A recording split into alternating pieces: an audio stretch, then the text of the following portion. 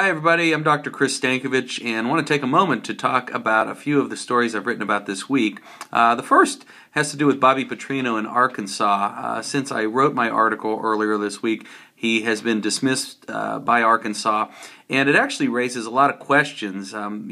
We as sports fans are always up against what we will tolerate or endure following our team on to victory. In other words, what is our level of integrity when it comes to cheering on our favorite players and teams? We've seen this story play out a number of times in recent years. It certainly isn't a Bobby Petrino or Arkansas story. We've seen a number of coaches and athletic programs get in trouble, but yet we still see fan bases out there that strongly support these individuals and athletic departments and programs, which is quite curious. So I wrote an article to really get us all to think about what do we expect from our favorite teams and players, and what will we tolerate, and really to have us question ourselves about where do we place sports within our own scale of integrity. What do we teach kids or others around us who look at us as mentors, coaches, teachers, adults in their lives. And I think sports really gives us plenty of opportunity to show our true colors. And so, in the Petrino article, I noted that some people are ultra-conservative about what they expect. Anything less than perfect is not tolerated. And then there's certainly others that will tolerate anything so long as their team is a winner. The second article that I want to talk about for just a moment has to do with Skip Bayless and ESPN.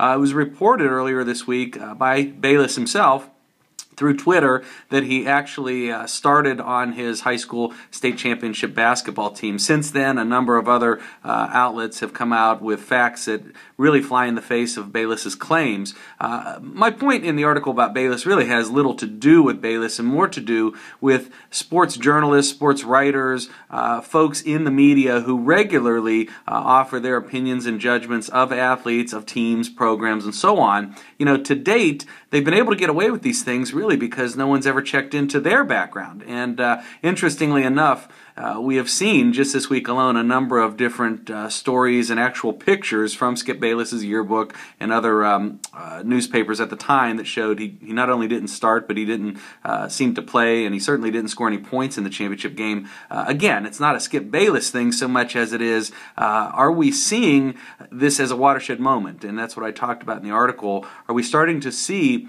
maybe the beginning of athletes who are pretty good with social media, know how to look around on the internet? Are they going to start to find things on some of these sports writers, which in turn may prompt these sports writers to think twice before calling out an athlete or flat out making fun of an athlete, as Bayless has regularly referred to Chris Bosh as posh in the past. And so, I think these are a couple stories that we can reflect on this week. Again, going back to Petrino and Arkansas and our level of integrity with sports and success. And then, secondly, the piece I did on sports journalism and maybe a possible time where we're seeing a shift in what sports journalists or reporters will say, knowing now that really anything and everything is fair game and something may come back to burn them one day down the road.